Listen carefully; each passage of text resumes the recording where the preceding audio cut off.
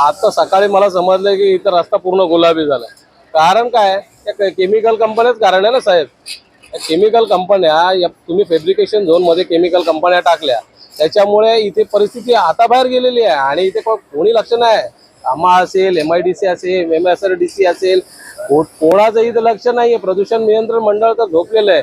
झोपलेल्या प्रदूषण नियंत्रण मंडळाला उठवू शकत नाही आपण, कारण ते कुंभकर्णाच्या झोपेने कुंभकर्णाची झोप येते.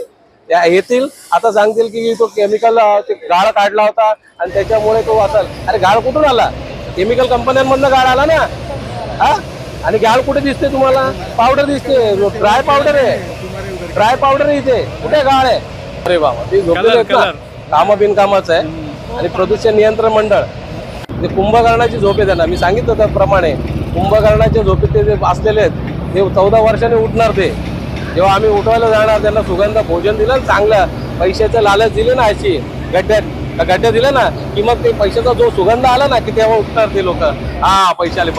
मग ते खिशात घालणार आणि नंतर परत झोपून घेणार. राजकीय नेते सुद्धा इथे दुर्लक्ष करताना दिसतायत. बाबा, राजकीय नेत्यांबद्दल न बोललेलं बरं आहे. आम्हाला जगायचंय इथे. आम्हाला प्रदूषणामध्ये पण का होईना पण जगायचंय. त्यामुळे राजकीय पुढाऱ्यांबद्दल न बोललेलं बरं.